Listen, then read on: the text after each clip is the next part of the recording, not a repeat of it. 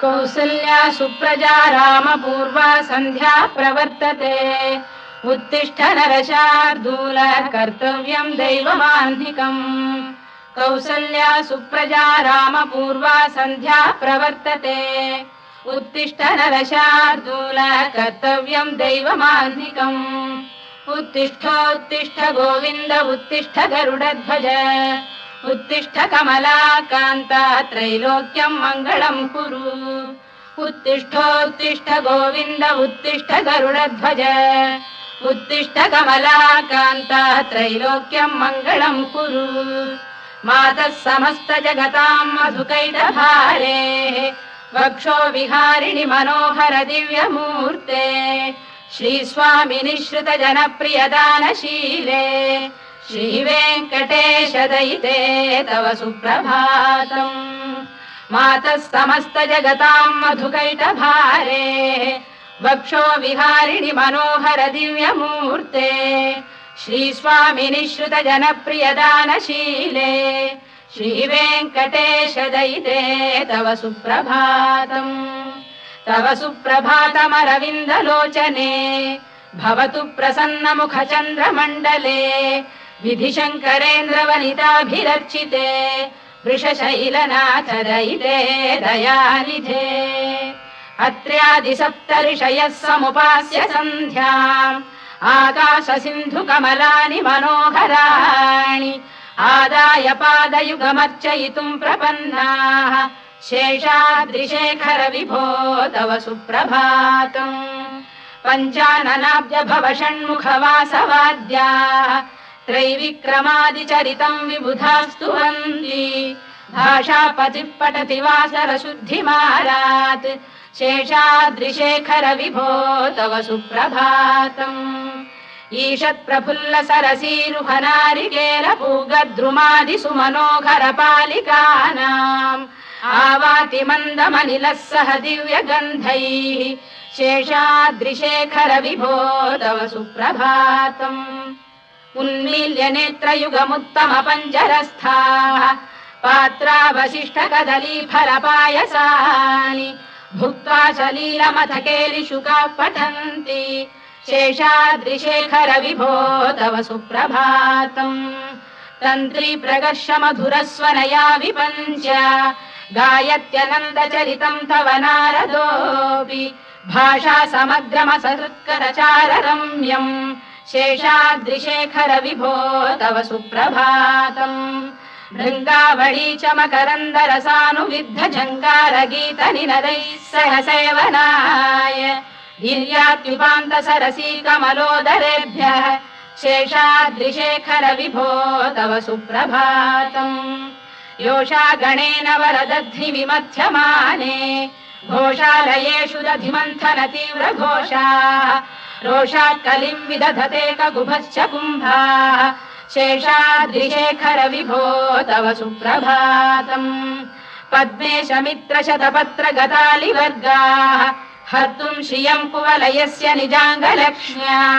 भेरी निनादमिव बिभ्रति तीव्रनादम् शेषाद्रिशेखर विभो तव सुप्रभातम् श्रीमन्नभीष्टवरदाखिल लोकबन्धो श्री श्रीनिवास जगदेक दयैक सिन्धो श्रीदेवतागृह भुजान्तल दिव्यमूर्ते श्रीवेङ्कटाचलपते तव सुप्रभातम् श्रीमन्नभीष्टवरदाखिल लोकबन्धो श्री श्रीनिवास जगदेक दयैक सिन्धो श्रीदेवतागृह भुजान्तर दिव्यमूर्ते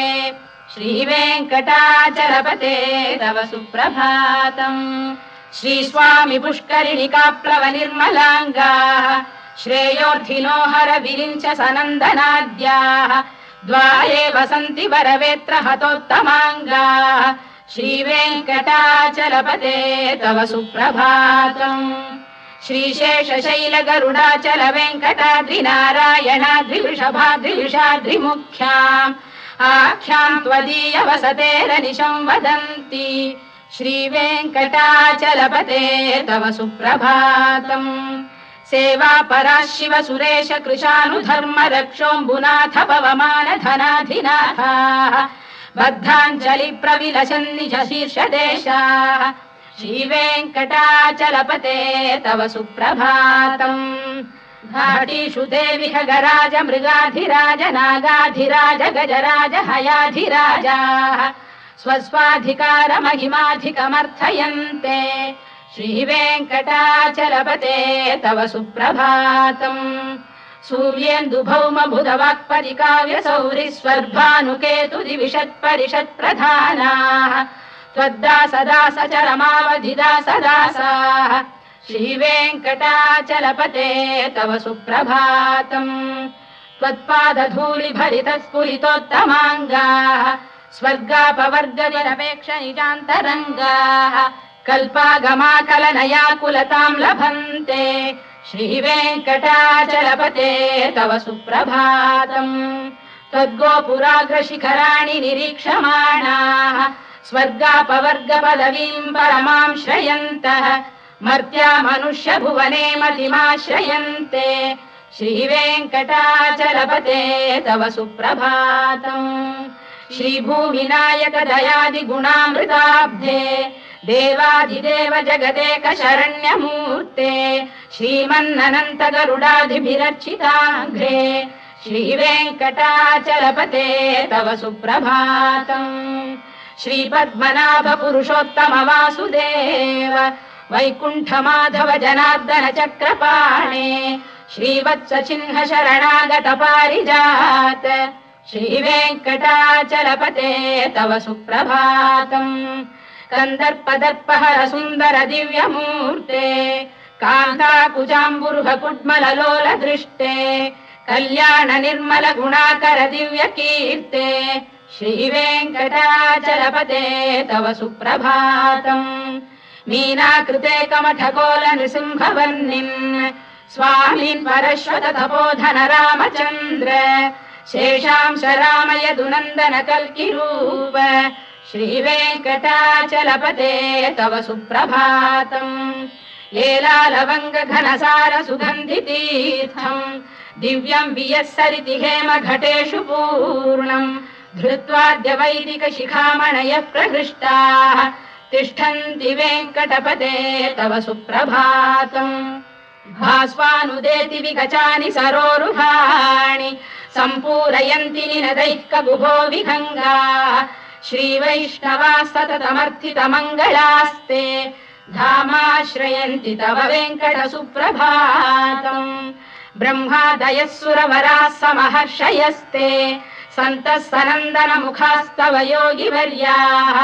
धामान्तिके तव हि मङ्गलवस्तु हस्ताः श्रीवेङ्कटाचलपते तव सुप्रभातम् लक्ष्मीनिवास निरवद्य गुणैक सिन्धो संसार सागर समुत्तरणैक सेतो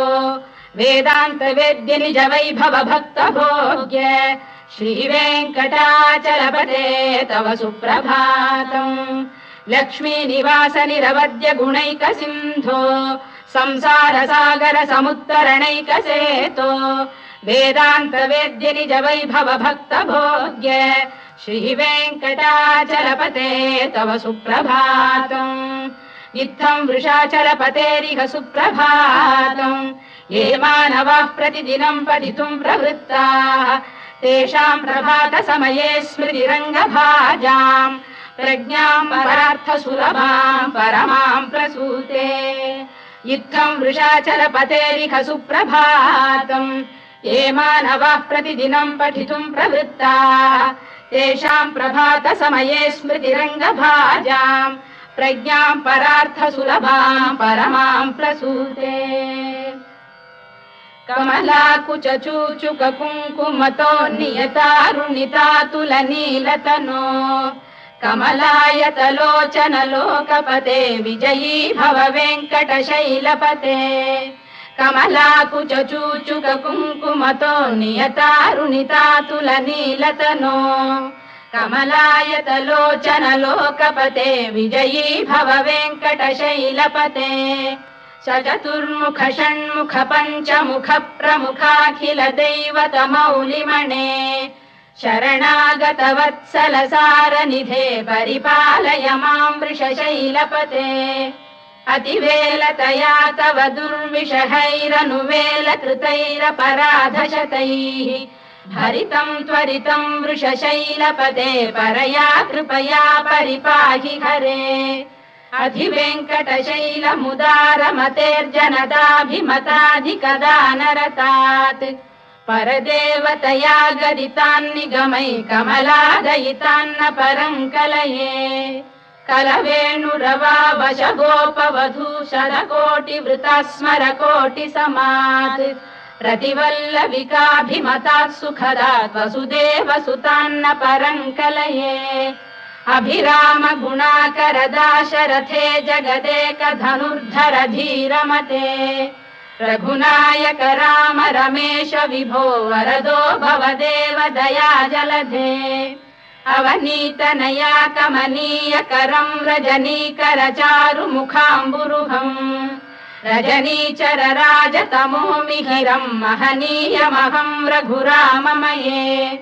सुमुखं सुहृदं सुलभं सुखदं स्वनुजं च सुखायममोघशरम्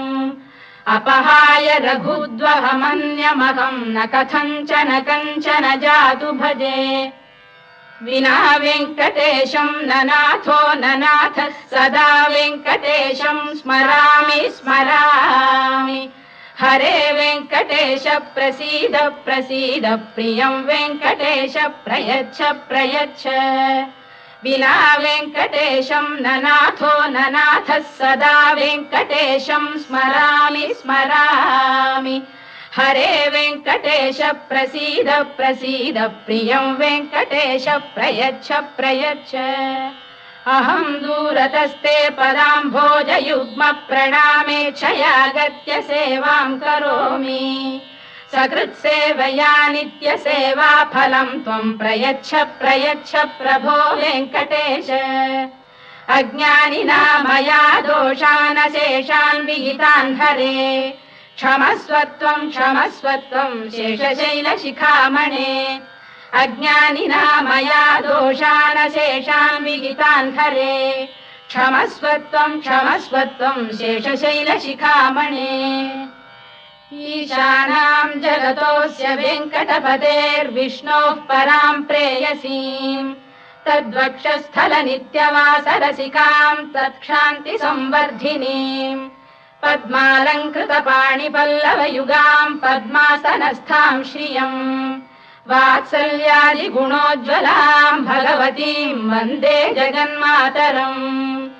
ईशानां जगतोऽस्य वेङ्कटपतेर्विष्णोः परां प्रेयसीं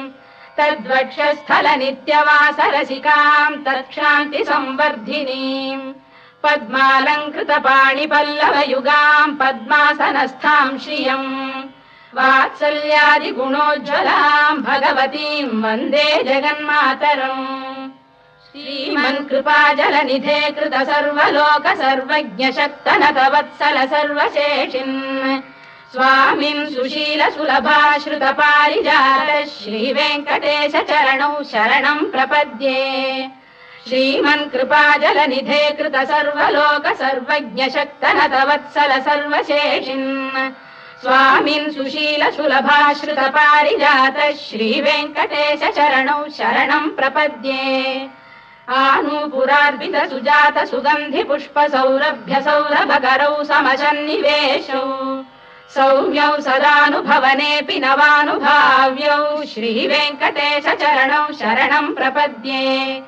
सद्यो विकासि समुदित्वर सान्द्र राग सौरभ्य निर्भर सरोरुह साम्यवार्ताम्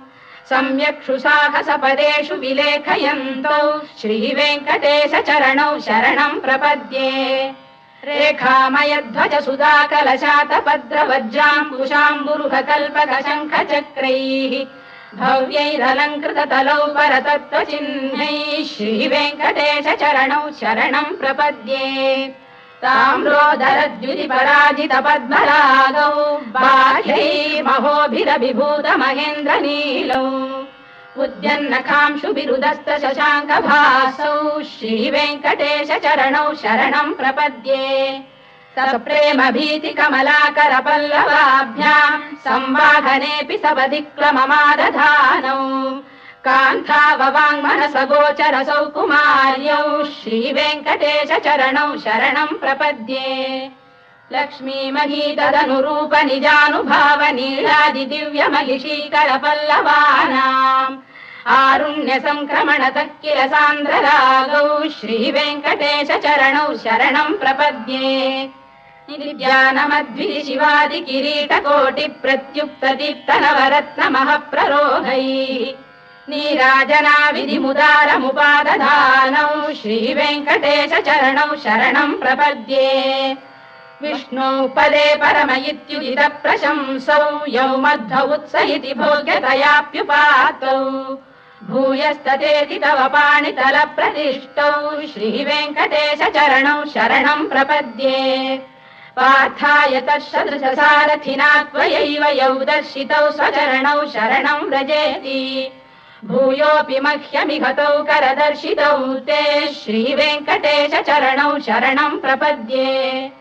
मन्मूढिकालियपणे विकटाटवीषु श्रीवेङ्कटाद्रिशिखरे शिरसि श्रुतीनाम् चित्तेऽप्यनन्य मनसां सममाहितौ ते श्रीवेङ्कटेश चरणौ शरणं प्रपद्ये अम्लानघृष्यदवनीतलकीर्ण पुष्पौ श्रीवेङ्कटाद्रिशिखराभरणायमानौ आनन्दिताखिल मनोनयनौ तवैतौ श्रीवेङ्कटेश चरणौ शरणं प्रपद्ये प्रायः प्रपन्न जनता प्रथमावगाह्यौ मातुस्तनाविव शिशोरमृतायमानौ प्राप्तौ परस्पर तुलामतुलान्तरौ ते श्रीवेङ्कटेश चरणौ शरणं प्रपद्ये सत्त्वोत्तरै सतत सेव्य पदाम्बुजेन संसारतारक दयार्द्रदृगञ्चलेन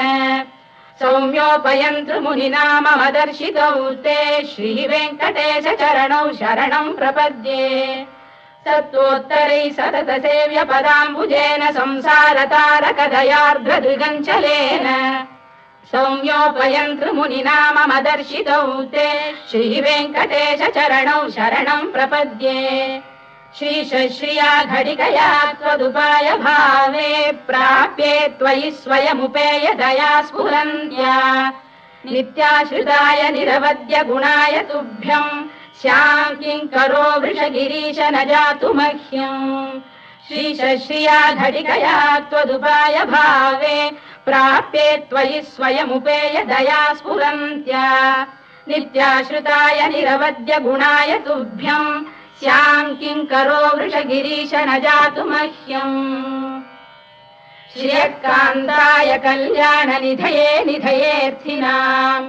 श्रीवेङ्कटनिवासाय श्रीनिवासाय मङ्गलम् श्रियकान्ताय कल्याणनिधये निधयेऽर्थिनाम् श्रीवेङ्कटनिवासाय श्रीनिवासाय मङ्गलम् लक्ष्मी सविभ्रमालोक सुभ्रू विभ्रम चक्षुषे चक्षुषे सर्वलोकानां वेङ्कटेशाय मङ्गलम् श्रीवेङ्कटाद्रिशृङ्गाग्रमङ्गलाभरणाङ्गये मङ्गलानां निवासाय श्रीनिवासाय मङ्गलम् सर्वावयव सौन्दर्य सम्पदा सर्वचेतसां सदा सम्मोहनायास्तु वेङ्कटेशाय मङ्गलम् नित्याय निरवध्याय सत्यानन्द चिदात्मने सर्वान्तरात्मने श्रीमद्वेङ्कटेशाय मङ्गलम् स्वतः सर्वविदे सर्वशक्तये सर्वशेषिणे सुलभाय सुशीलाय वेङ्कटेशाय मङ्गलम् परस्मै ब्रह्मणे पूर्णकामाय परमात्मने प्रयुञ्जे परतत्त्वाय वेङ्कटेशाय मङ्गलम् आकालतत्त्वमश्रान्तमात्मनामनुपश्यताम् अतृप्त्यमृतरूपाय वेङ्कटेशाय मङ्गलम् प्रायस्वचरणौ पुंसां शरण्यत्वेन पाणिना कृपया दिशते श्रीमद्वेङ्कटेशाय मङ्गलम् दयामृततरङ्गिण्यास्तरङ्गैरिव शीतलैः अभाङ्गैः सिञ्चते विश्वं वेङ्कटेशाय मङ्गलम् श्रद्भूषाम्बरहेतीनां सुषमावतमूर्तये सर्वार्तिशमनायास्तु वेङ्कटेशाय मङ्गलम् श्रीवैकुण्ठविरक्ताय स्वामी पुष्करिणीतटे रमया रममाणाय वेङ्कटेशाय मङ्गलम् श्रीवैकुण्ठविरक्ताय स्वामी पुष्करिणीतटे रमया रममाणाय वेङ्कटेशाय मङ्गलम् श्रीमत्सुन्दरजामातृमुनिमानसवासिने सर्वलोकनिवासाय श्रीनिवासाय मङ्गलम् मङ्गलाशासनपरैर्मदाचार्य पुरोगमैः सर्वैश्च पूर्वैराचार्यैः सत्कृतायास्तु मङ्गलम्।